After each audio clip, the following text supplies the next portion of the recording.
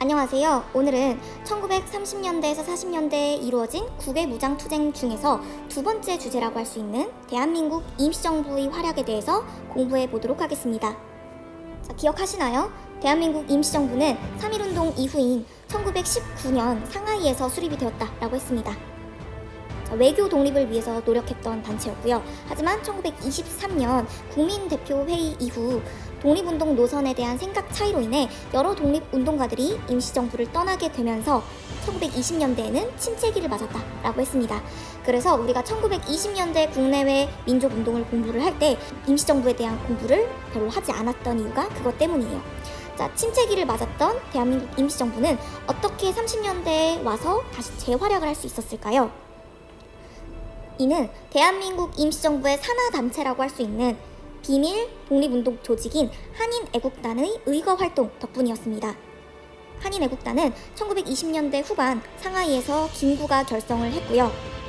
일본의 핵심 인물, 중요 인물을 암살하기 위한 활동을 주로 했습니다. 유식한 말로 의거 활동이라고도 하죠. 그래서 우리 친구들이 한인애국단과 김원봉이 만든 의열단 활동을 좀 혼동하는 경우가 있어요. 둘 다 폭탄 의거 활동을 중심으로 한 일제의 주요 기관, 주요 인사를 암살하기 위한 활동이었기 때문에 뭔가 유사성이 있다고 볼 수가 있는 거죠. 이 두 단체의 활동을 구분하는 것이 특히 중요합니다. 여튼 이 한인애국단은 1930년대에 들어서 큰 활약을 하게 되고요. 먼저 한인애국단의 요원이었던 이봉창이 1932년에 도쿄에서 일본 국가 암살을 시도했습니다. 이 시도는 실패로 돌아가기는 하지만 한인애국단의 존재를 알린 사건이었죠. 두 번째로 한인애국단의 요원으로서 활약을 한 것이 1932년의 윤봉길 의사의 폭탄 의거였습니다. 상하이 쿵카오 공원에서 폭탄을 투척하는 일을 했습니다. 여기서 의문을 좀 가질 수가 있어요. 아니, 뜬금없이 왜 중국 땅인 상하이에서 이런 일을 했을까요? 자, 1932년에 일본이 상하이를 또 공격을 합니다. 끊임없이 중국을 공격하는 걸 볼 수가 있죠. 1931년에 일본은 만주도 공격을 하고 그 다음 해인 32년에 상하이까지 공격을 해요. 그리고 또 5년 후에는 난징도 공격을 하고요. 끊임없이 공격해가는 모습을 볼 수가 있습니다.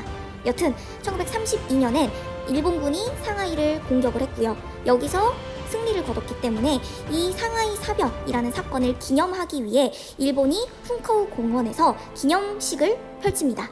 그리고 이때 윤봉길이 이 일본 군대가 모여있는 상하이 사변 기념식장에 폭탄을 던진 거예요. 앞선 이봉창의 의거 활동은 다소 실패로 돌아갔지만 윤봉길의 의거는 큰 성과를 내게 됩니다. 이 상하이 사변을 주도했던 일본 군의 대장이 이 과정에서 죽게 되고요. 군대를 이끄는 지도부가 죽었다는 것은 그만큼 그 군대에게 큰 타격을 입힌 거라고 볼 수 있습니다. 이 윤봉길의 의거로 인해서 임시정부의 위상이 중국 내에서 크게 올라가게 됩니다. 상하이 사변으로 인해서 사실 가장 크게 분노하고 있는 것은 중국이었겠죠. 그런데 이거에 대한 복수를 어떻게 보면 임시정부의 한인애국단이 대신 해준 거잖아요.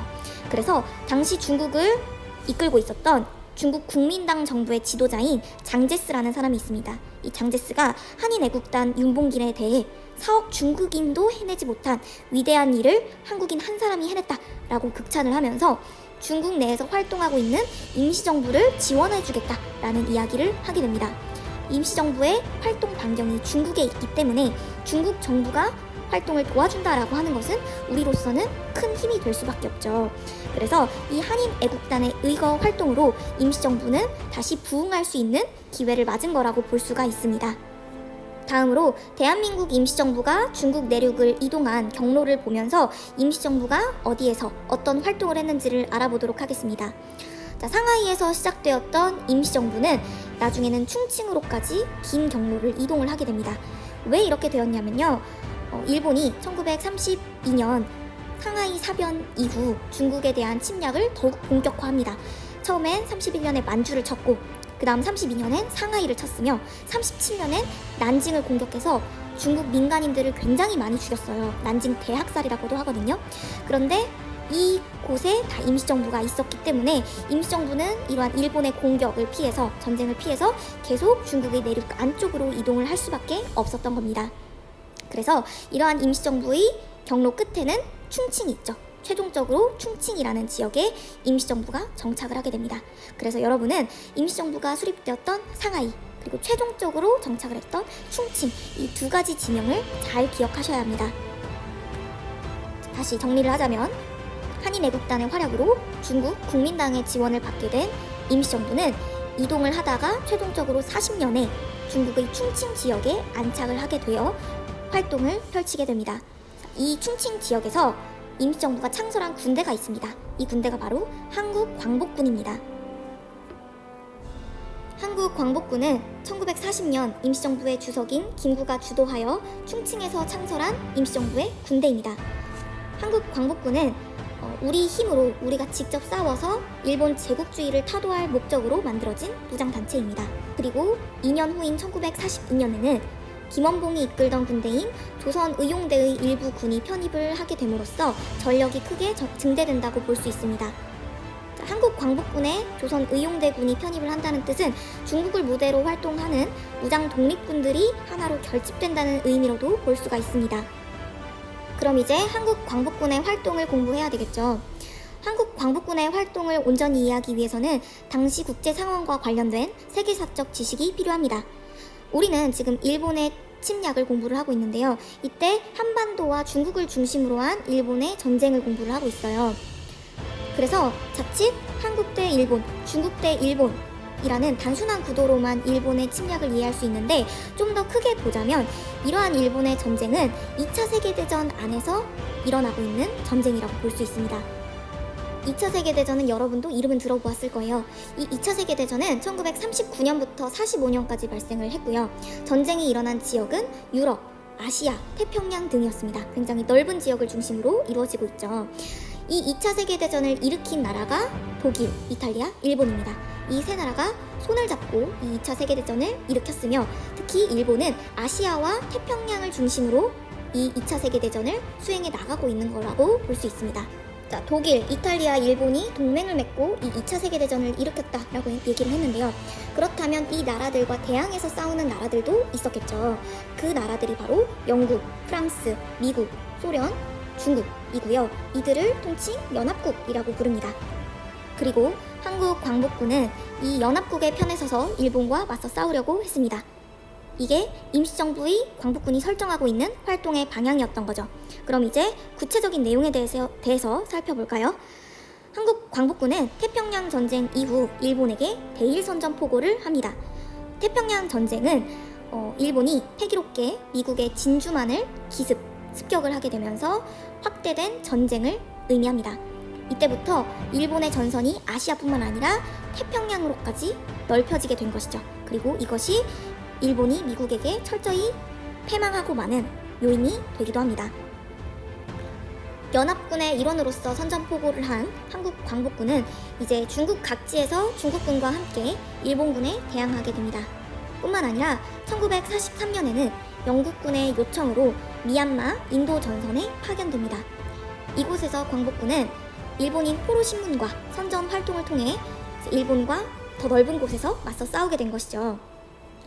자, 이렇게 활동을 하다가 1945년에 이르면 일본의 패배가 거의 기정사실화됩니다. 더 이상 전쟁에서 버틸 수 없는 상황이 나타나게 되는 거죠. 그래서 광복군은 우리의 손으로 직접 독립을 쟁취하기 위한 국내 진공작전을 계획하게 됩니다. 이는 일본이 항복하기 전에 한반도에 광복군 특수부대를 파견해서 일본을 진압하고 교란시키려고 했던 작전입니다. 그렇게 되면 우리 광복군이 일본의 패망에 있어 큰 역할을 하게 되는 것이니까요. 그런데 이 국내 진공작전을 실시하기 직전 일본이 갑작스럽게 무조건 항복을 선언을 하게 되면서 실제로 실행을 하지는 못하게 됩니다. 자, 일본이 무조건적으로 항복을 선언을 함으로써 식민지였던 우리나라도 자동적으로 광복을 맞게 된 것이지만요. 이 광복군을 이끌고 있었던 김구는 전혀 일본의 항복을 좋아하지 않았다고 해요. 왜냐하면 우리 광복군이 직접 한반도에 들어가 일본과 직접 싸우면서 어떻게 보면 일본으로부터 승리를 거두는 큰 역할을 해야 독립 이후에 우리나라의 발언권도 같이 높아지는 거잖아요. 사실상 한국 현대사의 가장 큰 아픔이라고 볼 수 있는 광복 직후의 분단 역시도 여기서 시작한다고 볼 수 있습니다. 상황이 여의치 않아서, 타이밍이 맞지 않아서 우리가 우리 스스로 만들어내지 못한 독립이 결국엔 우리의 발언권을 축소시켰고 우리가 우리의 분단을 막지 못하는 상황까지도 만들게 된 것이죠. 어떻게 보면 일본은 항복을 하는 그 순간까지도 우리에게 전혀 도움이 되지 않습니다. 자, 드디어 이번 시험 범위에 해당하는 부분을 모두 공부했습니다. 흥선대원군을 시작으로 일제강점기를 맞았고 이제 일본의 항복으로 인해 광복을 맞게 된 이 상황까지 우리가 모두 학습을 한 거예요. 아마 2학기 때부터 이제 광복 이후의 이야기를 공부를 할 것이고요. 다음 시간에는 클래스틱 문제풀이를 하도록 하겠습니다. 감사합니다.